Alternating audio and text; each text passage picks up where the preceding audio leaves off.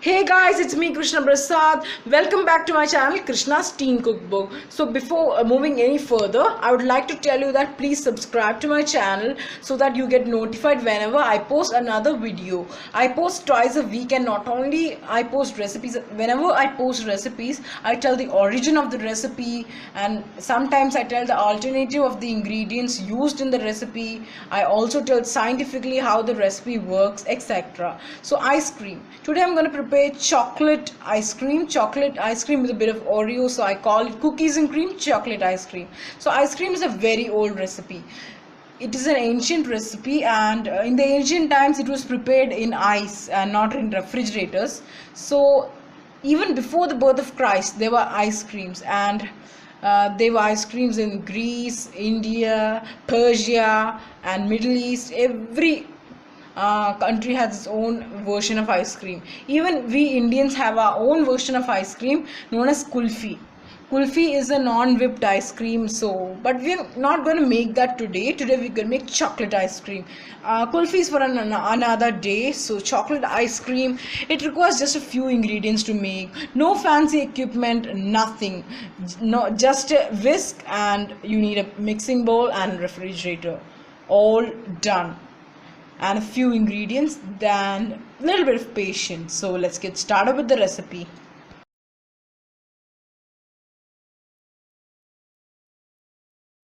The ingredients are half a cup milk, cocoa powder 4 tablespoons. You can reduce or increase. This is whipping cream. I'm using dairy whipping cream 250 ml or about 1 cup.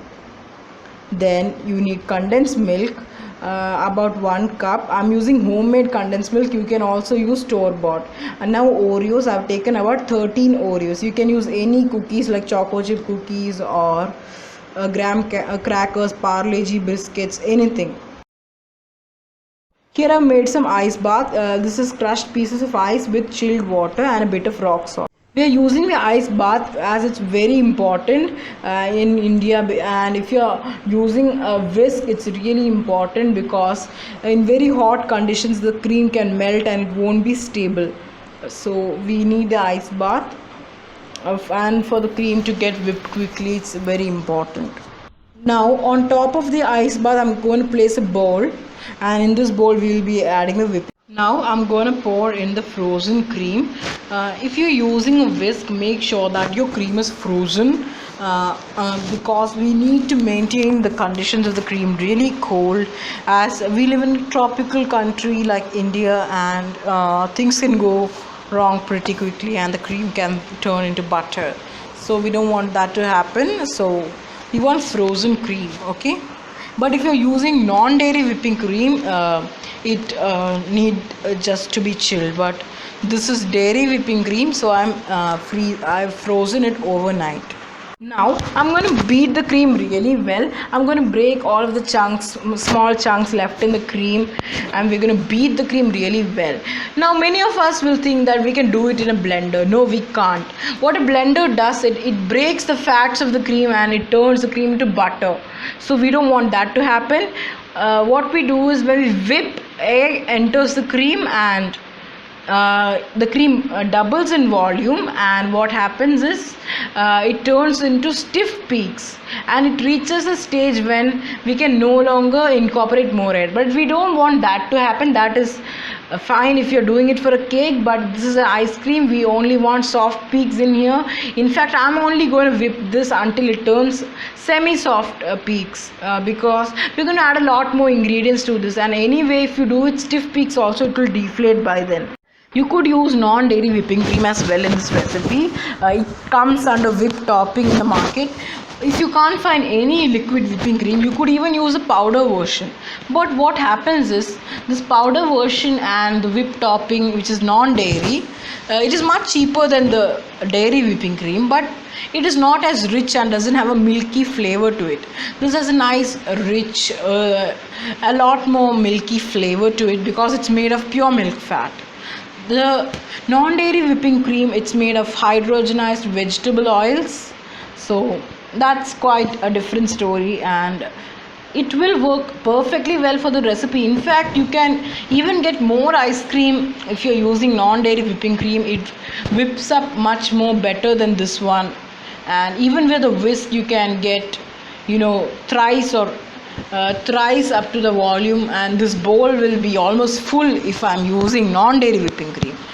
It's much more stable, it doesn't melt. But the taste, after all, you're using real milk fat in this recipe, so you'll get a much better taste and a much natural taste. And commercially, in the stores and all, they use GMS powder and all. They use many thickeners, emulsifiers. So that's why the ice cream always has a chemical residue, chemical taste to it. But we are making this fresh at home, guys. Do try it out if possible. If you get all the ingredients, please try out this recipe. And whipping cream is not easy to find. You can also use cream powder in this recipe. That works really fine. That's available on online stores as well. So if you have time, do try it at home. Give it to your family and friends, and they will enjoy this recipe, and they can't even recognize that this is made at home. So it's that good, this recipe. So do give it a try. As you can see, the cream is doubled in volume. Now we'll add the cocoa powder.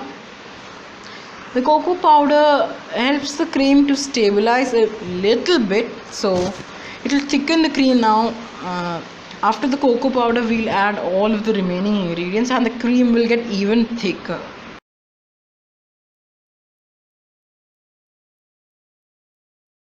Now I'm going to add the condensed milk and also the half cup of milk that we have left. Now add everything and mix all of the ingredients really well. After you have done that, be careful, only fold the ingredients gently. Do not beat them vigorously, otherwise we'll deflate all of the air that we have put into the cream. Now we'll add the remaining cookies into the ice cream mixture, and the ice cream mixture is all ready to go to the freezer. Now I've kept the ice cream overnight, and look how it has come up. You can see all those nice air bubbles that show a sign that our ice cream is smooth and luscious and without any ice crystals. We got perfect ice cream. It melts in your mouth so easily, and I've served it.